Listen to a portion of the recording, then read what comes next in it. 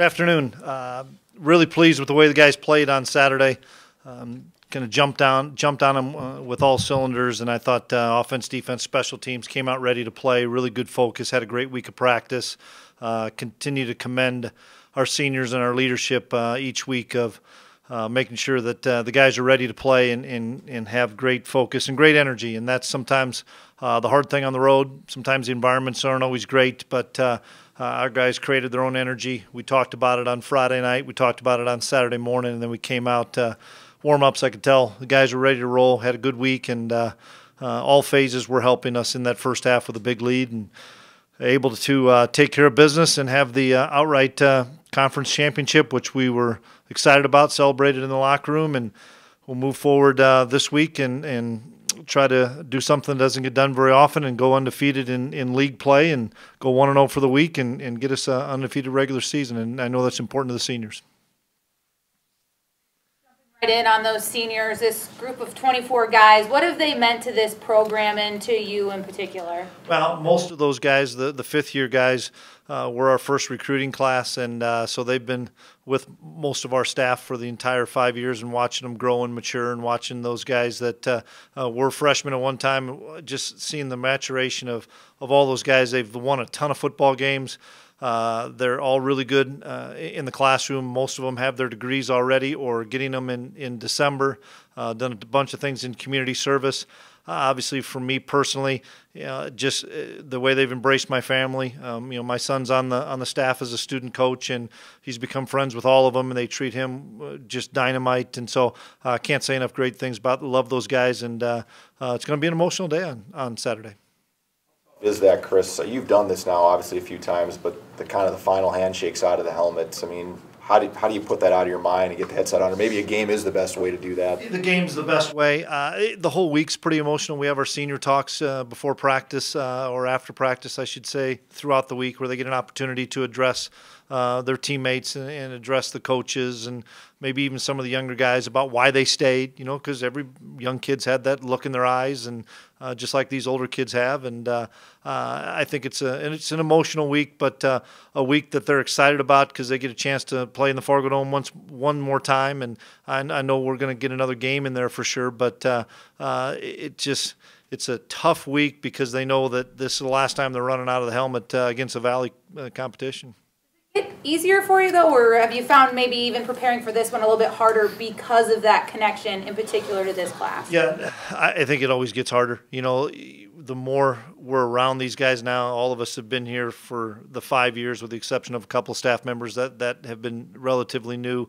You just keep building relationships. And for me, it was always difficult because I had been here for all their time, from 14 through now this year. I'd seen all those classes when they were freshmen and redshirt freshmen as an assistant and as a defensive coordinator. So I don't think it gets any easier. You just continue to build those great relationships, and it's a lot of fun because they're playing for each other now.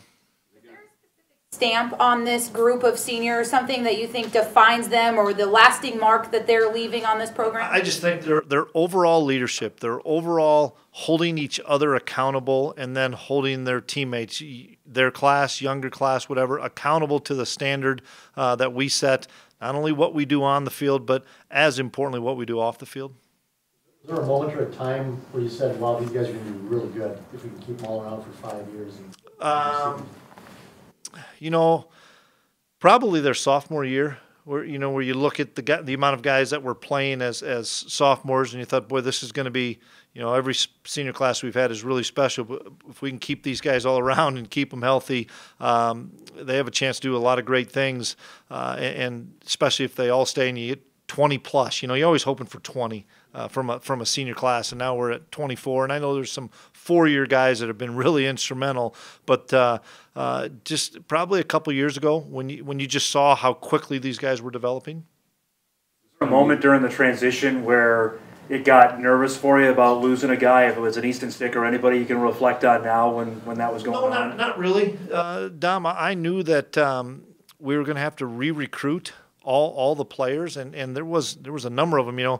Darius Shepard, we got really late in that class, and he's panned out pretty well for us. There's not everybody that was a part of it.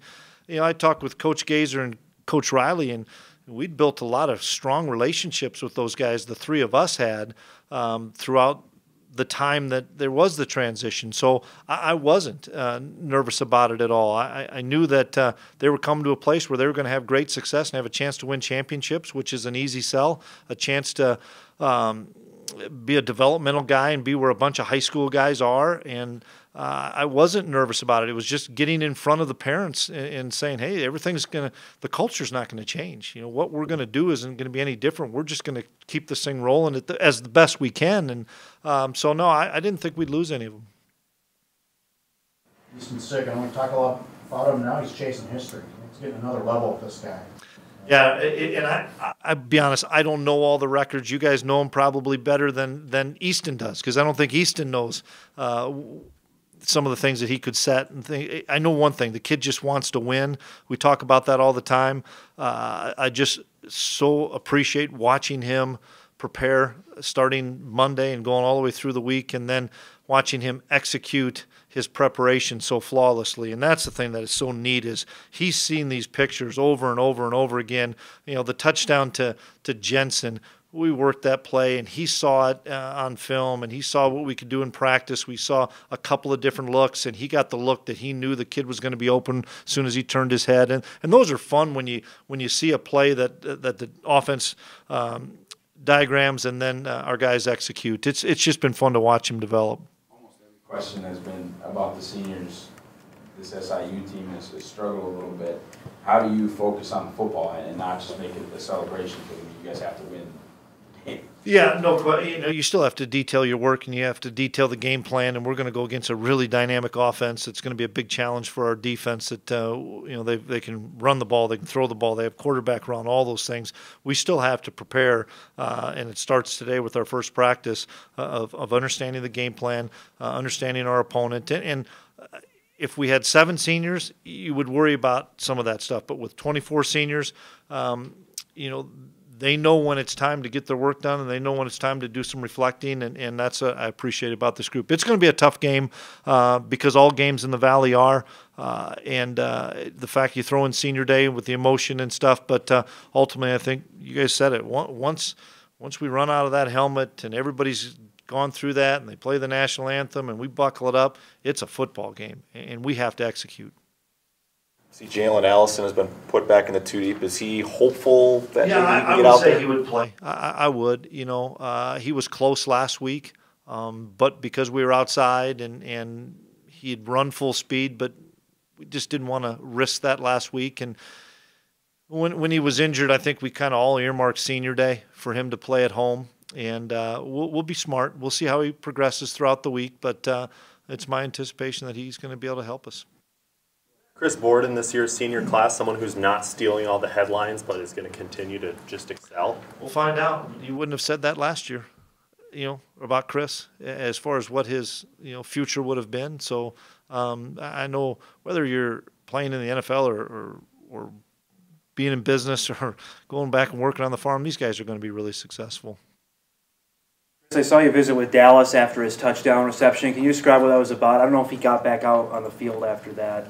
No, I knew he was banged up before the touchdown, and I wanted him, when he was banged up the first time, just to stay down, because it just, with the play clock running as fast as it was, we were late getting a play, and all I said was, hey, Dal, if you're hurt, stay down, because it just affects us getting the next play, and that's all it was about. I was really proud of the kid. He came back from being banged up, and I think he's going to be okay.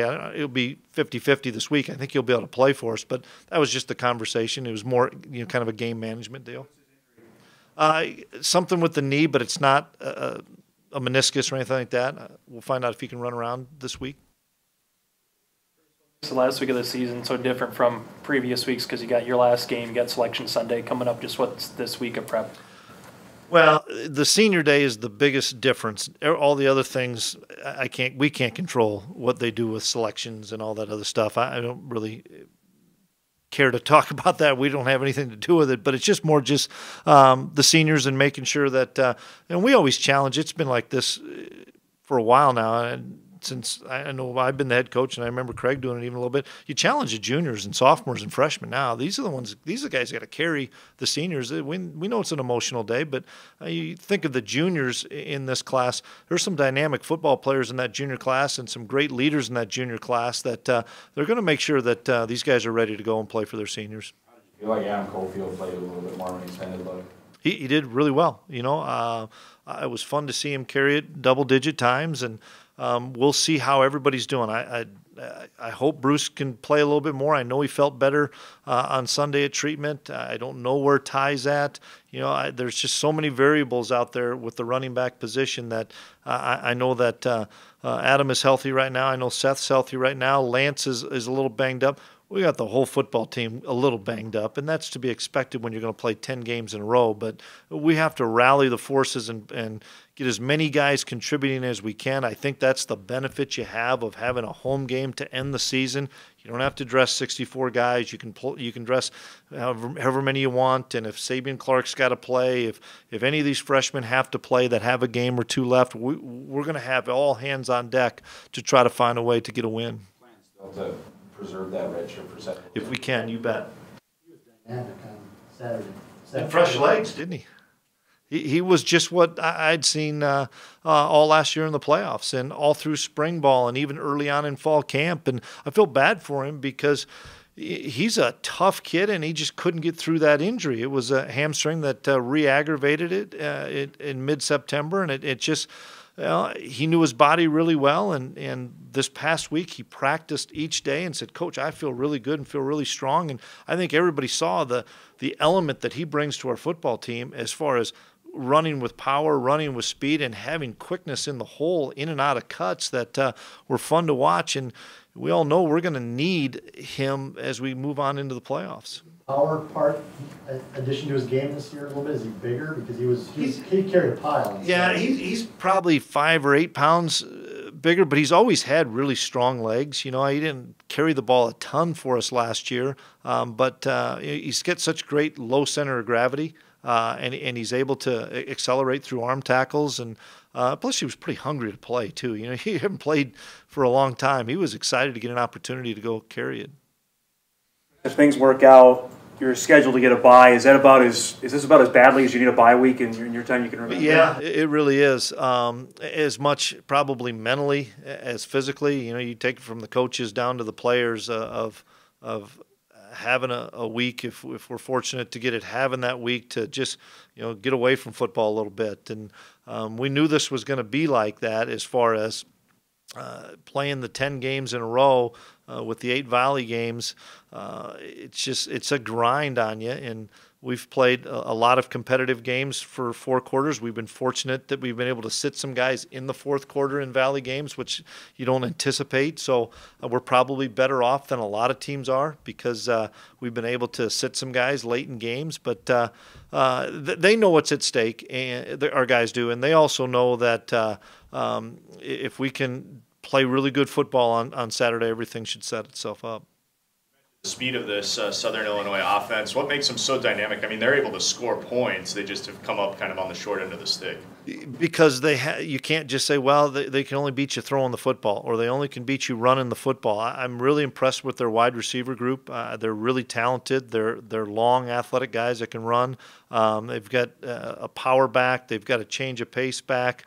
They've made an adjustment at quarterback, and he does a little bit of everything. He was a really good athlete, safety, wide receiver. So they have true quarterback run like we would do with Easton, as well as he spins it around really, really nicely. And it's all off of what we call our RPO stuff. So, you're going to be in man coverage an awful lot. And you've got to do a great job, and you cannot lose your eyes. We talk about training your eyes to know what you're seeing. You cannot lose your eyes, because if you do, then all of a sudden you see a tight end or a back or a wideout just slowly going down the middle of the field wide open, and we've seen that. So we've got to do a great job with our preparation. I think it's a great challenge for our defense to have. We're going to face, I think, a lot of dual threat guys moving forward. So this is going to be a big challenge, and it's a good game for us having in the Fargo Dome. With them being off the schedule, is it kind of fun to watch and see what Coach Olson is doing with Indiana State and program-wise? Yeah, I mean, I just see scores and you see cut-ups. You don't really see a whole game, but, I'm good friends with Coach Mallory, and I shot him a text this week of just how impressed I have been watching those guys from early in the season to late in the season, really playing at a high level. Excited for those guys. And, on the flip side of that, every game that we've played in the Valley, we have our 17 game in and our 16 game in the breakdown to see, okay, how did they attack us or how did we attack them? Well, we don't have one from Southern Illinois. We've been played those guys in a long time, so you can't say, well, here's how they're going to line up against this formation or here's how we have lined up against them. When it's been that long that you've played somebody, there's a lot of unknowns. In the Valley, it looks like possibly 2, maybe 3 teams in the playoffs if things shake out. Yeah, it's interesting. We kind of knew it could happen like that as far as people beating each other up, but I still would have hoped there would have been 4 teams with 4 or less losses to get in, and now we're just kind of hoping that we can get a 3rd and a 4th in. And I know that with a lot of other teams losing across the country, there's at least a potential simply because of the tradition and power of our conference that maybe when you look at a 6-5 team in our league, can that trump a 7-4 in a non-power FCS? That's somebody else's job. Fair to say, given you're solid at 21 spots on the field, take the quarterback. A good quarterback gets you in the top 25. A great quarterback gets you in the top 5. Fair to say. You need that great quarterback. Well, you need the great quarterback. You could talk about this in high school football. You could talk about this in college, NFL. I think that's, you look at the best teams in our league, you have to have a trigger guy. You have to have a guy that can make everybody around him better. Not necessarily that's going to throw for 4,000 yards or run for 1,500 yards. I think the key is making people around you so much better. And that's what our guy does is even when he's not throwing the ball, he's making a check and getting us into a run play that the defense can't defend. Or he's running a read zone and pulling 3 guys with him because he's carried it out 2 or 3 times against teams and gone for 50 and 60 yards, and all of a sudden the backs are clean. I think, or making a check and throwing the ball like he's thrown to Shep a few times. I think it makes a huge difference. That those are, the elite teams have the elite quarterback. Mentally, how close is he to what Carson was doing mentally? He's probably past Carson from the college game. As far as, Carson, how many games did he play? 20 games or 20 some games. I think Easton's past Carson as far as what he's accomplished in college. I think even Carson would say that. But as far as just the mental side of things, once again, he learned from Carson. So I'm going to still, just like Easton would, give credit where credit's due to number 11. I mean, the big redhead that taught Easton how to watch film, taught Easton what to look for, did all those intangible things, and now Easton has taken that and I don't know if you'd say taken it to another level, but has gotten the most out of his prep work that he was taught. A guy like Aaron Steidl, part of your initial class that came in, now a captain. Where have you seen him develop the most, and how much does he mean to you personally? A walk-on guy. Yeah, I look at he and Levi Jordan, both walk-on participants in our program that are now captains in their 5th year. That's Bison football right there. That's Bison pride when you have 2 guys that walked into the program with nothing guaranteed other than an opportunity to compete, and now they're both starting and are captains. But you look at Stides, I'll never forget as a true freshman, as we went through fall camp and we said, this kid's got a chance to be a good player, but boy, we really like his leadership. We really like how he holds himself, and we really like how he communicates with guys. We select freshmen to lead the weight room as true freshmen when kind of the older guys start meetings and stuff in our developmental lift. And Stides was the first guy that we said, hey, let's have this guy lead the developmental lift as a true freshman walk-on, because Coach Kramer thought that highly of him. We did as far as his work ethic, and And at that position, that's tough. You're getting beat on every week, and he's had a really good career.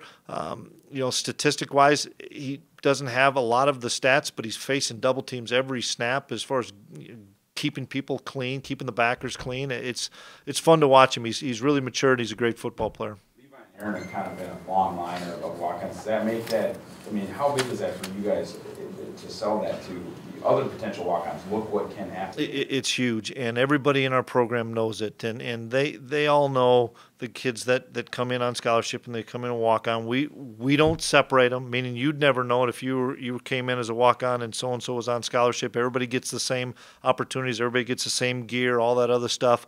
But I think the bigger importance to that is if you play, you're going to get rewarded. It's not going to be, well, if you play, well, maybe we'll give you a scholarship. No, if you play, you're going to get rewarded, and Stides was rewarded as a redshirt freshman. I think Levi may be a redshirt sophomore, but it's they have a chip on their shoulder. It's the hard work, it's the perseverance. It's, hey, I'm gonna beat so and so out, and we have a couple guys like that are playing for us that are walk-ons that are going to get rewarded in due time, and that's, I think you see that, and you see that where they take care of those guys. It allows us to continue to do a great job recruiting walk-ons.